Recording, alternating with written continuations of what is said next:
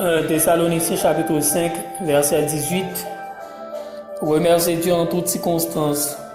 Telle est pour vous la volonté que Dieu a exprimée en Jésus-Christ. Remerciez Dieu en toutes circonstances. Telle est pour vous la volonté que Dieu a exprimée en Jésus-Christ. Éphésiens 5, verset 20. À tout moment et en toutes choses, vous remerciez Dieu le Père au nom de notre Seigneur Jésus-Christ. À tout moment et en toutes choses, vous remerciez Dieu le Père au nom de notre Seigneur Jésus-Christ.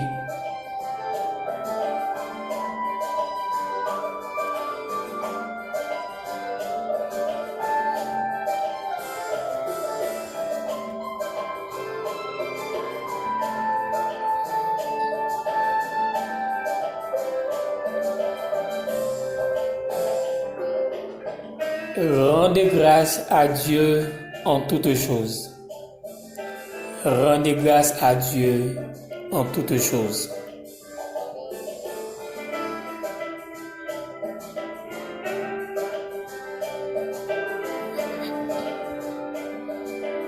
Beaucoup de chrétiens ne savent pas comment réagir quand ils sont confrontés à un malheur ou au cours de leur vie, une maladie mortelle, un accident, la perte d'un proche, etc.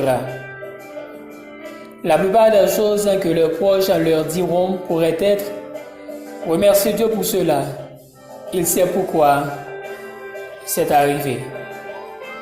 Eh bien, oui, Dieu connaît certainement la raison de cet événement malheureux. Mais pourquoi le remercier pour un malheur dans ma vie? Pourquoi dire merci à Dieu pour une maladie incurable, pour un accident, pour un décès? Est-ce dans le plan de Dieu que je puisse souffrir? La Bible nous dit clairement que Dieu a prévu de bonnes choses pour nous.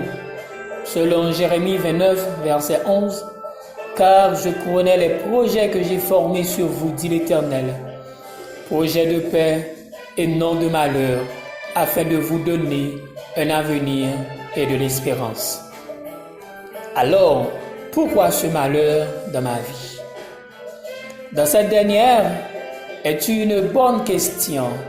Avant d'aller plus loin dans les propos de l'action de grâce, nous devons préciser une chose. Au commencement, il n'en était pas ainsi. Le Seigneur n'a nullement prévu que nous puissions souffrir. Et ça n'a jamais été dans son plan que l'homme, la créature qu'il a faite à son image, puisse souffrir.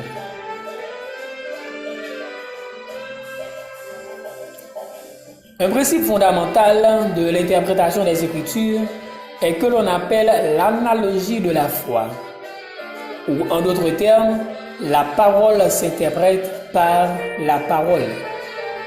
Chaque passage est confronté à d'autres afin de nous assurer de sa bonne interprétation.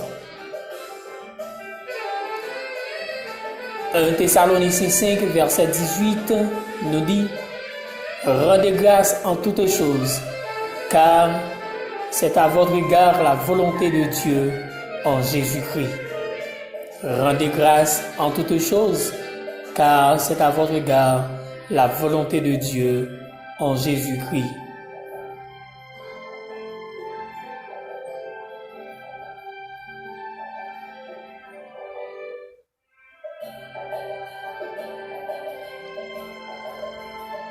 Ce verset ne dit pas de remercier Dieu pour, mais en toutes choses.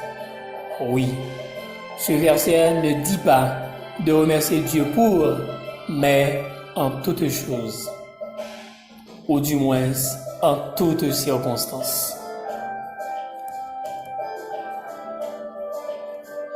En d'autres mots, nous ne remercions pas le Seigneur pour tout ce qui nous arrive, car ce serait du pur fatalisme.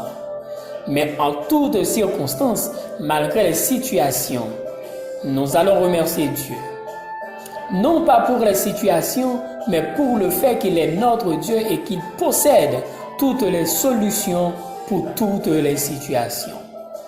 Ainsi, si je roule en voiture sur l'autoroute et qu'un pneu crève, je ne vais pas remercier le Seigneur pour ce pneu crevé, mais pour le fait que Dieu a une solution pour me sortir de ce problème.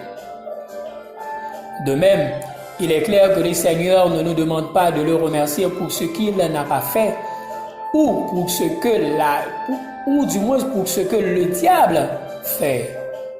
En effet, remercier Dieu pour toutes choses équivaudrait à attribuer à Dieu toutes choses, y compris ce que le diable entreprend. Nous savons du reste que Jésus est venu apporter la vie abondante et que c'est le diable qui est venu pour voler, égorger et détruire, selon Jean chapitre 10, le verset 10.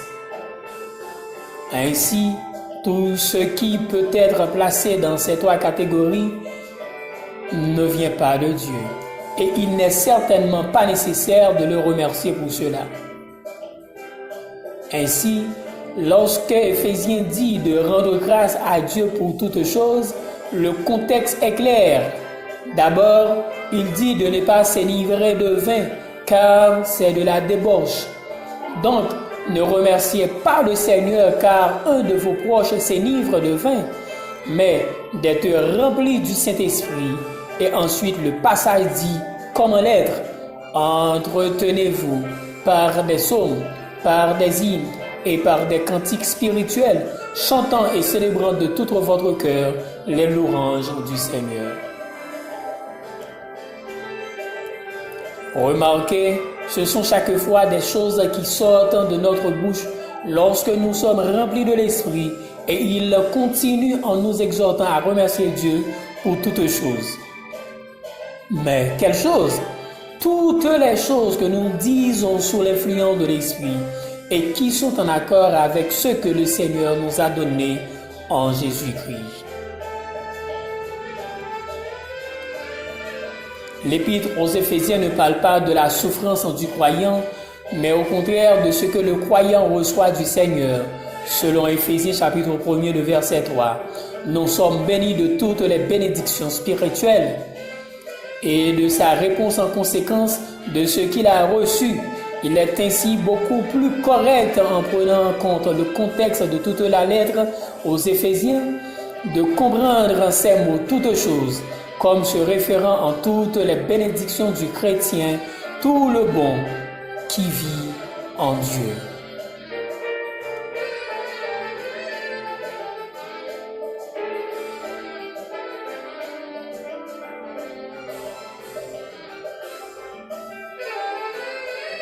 Quel texte riche et plein d'éclaircissements. J'ose croire que nous sommes maintenant assez éclairés par rapport au verset 5 du livre d'Éphésiens 20. Nous n'allons pas parler du pourquoi des maladies et des maux sur la terre dans cet exposé. Cela pourrait faire l'objet de notre enseignement. Nous allons parler de l'action de grâce comme dit dans 1 Thessaloniciens 5 verset 18. Rendez grâce en toutes choses, car c'est à votre égard la volonté de Dieu en Jésus-Christ.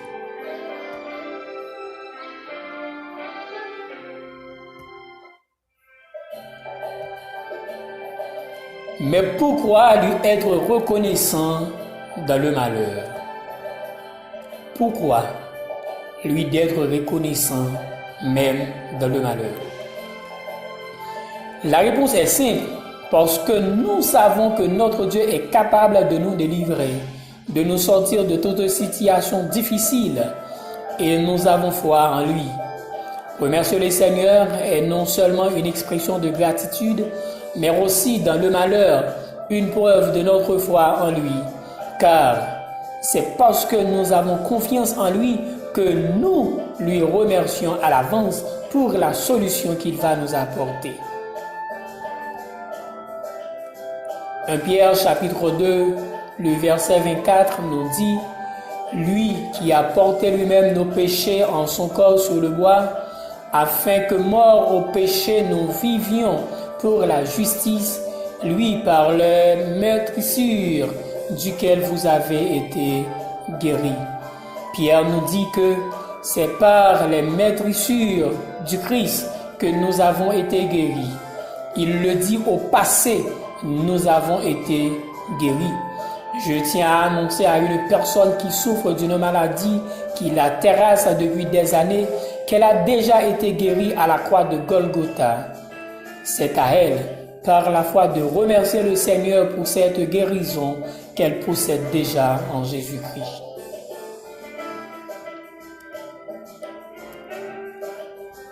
La Bible nous dit en Hébreux 11, le verset 6, « Or, sans la foi, il est impossible de lui être agréable, car il faut que celui qui s'approche de Dieu croie que Dieu existe et qu'il est le rémunérateur de ceux qui le cherchent. Sans la foi, il nous est impossible d'être agréable à Dieu. Or, nous sommes appelés à lui être agréables en tout temps et en tout lieu. Nous sommes appelés à toujours être attachés en lui en tout temps et en tout lieu. Rappelez-vous que Jésus, notre Dieu, est la vie, selon Jean chapitre 14, le verset 6. Et l'une des manières de rester attaché au Seigneur, de lui être agréable dans le malheur, c'est de lui montrer notre foi au travers de l'action de grâce. Retenons que, dans le malheur, l'action de grâce est une démonstration de notre foi en Dieu, car nous le remercions pour une solution que nous n'avons pas encore eue, mais nous savons qu'avec lui, nous aurons solution à nos problèmes. Voir Matthieu 11, le verset 28 qui nous dit « Venez à moi, vous tous qui êtes fatigués et chargés, et je vous donnerai du repos. » Cette foi en Dieu au travers de l'action de grâce dans les situations difficiles, même Jésus-Christ est notre référence par l'excellence en faire recours à quelques reprises. Dans des situations où à première vue, aucune solution n'est possible, mais nous allons parler de 2 fois où Jésus était confronté à une situation difficile et a juste eu à rendre grâce à Dieu afin d'avoir une solution.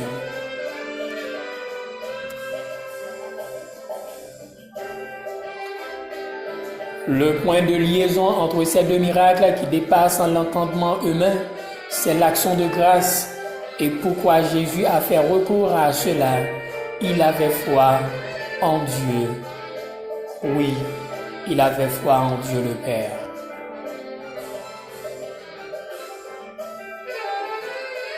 Jean 6, versets 8 à 15, un de ses disciples, André, frère de Simon-Pierre, lui dit, « Il y a ici un jeune garçon qui a 5 pains d'orge et 2 poissons. Mais qu'est-ce que cela pour tant de gens? » Jésus dit, « Faites-les asseoir. » Il y avait dans ce lieu beaucoup d'herbes. Ils s'assirent donc au nombre d'environ 5000 hommes. Jésus prit les pains, rendit grâce et les distribua à ceux qui étaient assis. Il leur donna de même des poissons autant qu'ils en voulurent.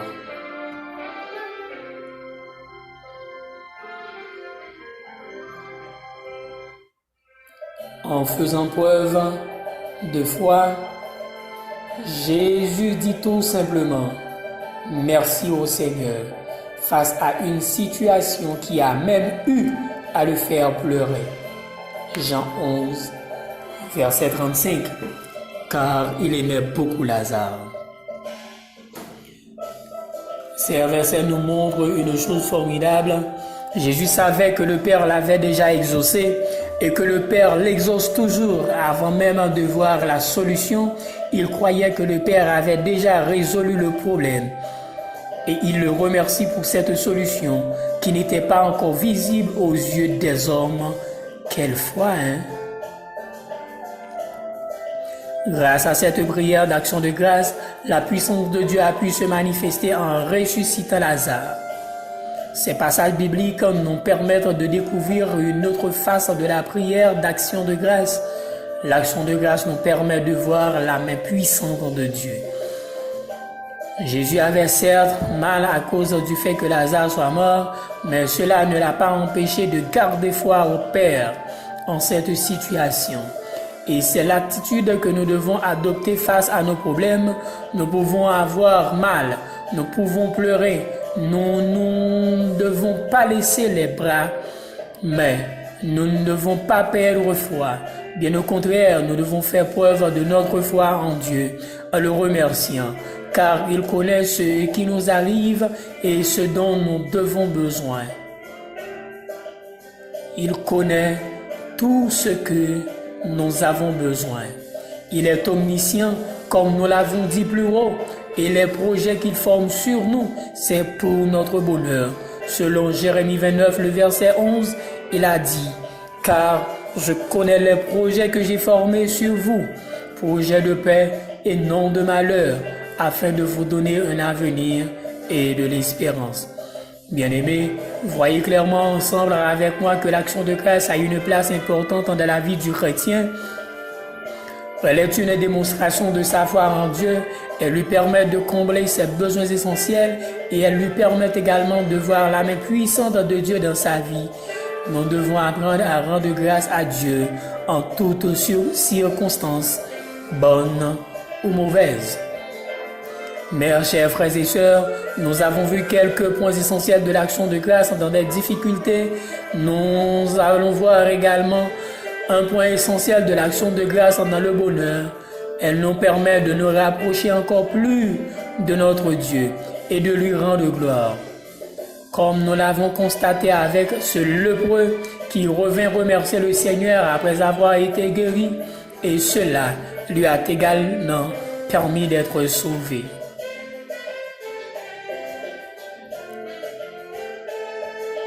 Croyez-moi, l'action de grâce vous permettra d'atteindre une dimension que vous n'avez pas encore atteinte dans votre foi et elle est essentielle dans la vie du chrétien, non seulement pour tout ce qui en découle, mais parce que nous avons tout simplement foi en Dieu.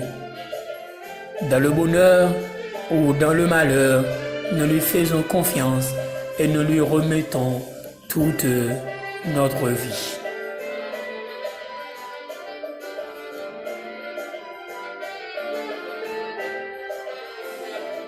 Qu'il en soit ainsi pour vous, ainsi que pour moi, et que le Seigneur vous bénisse abondamment. Merci.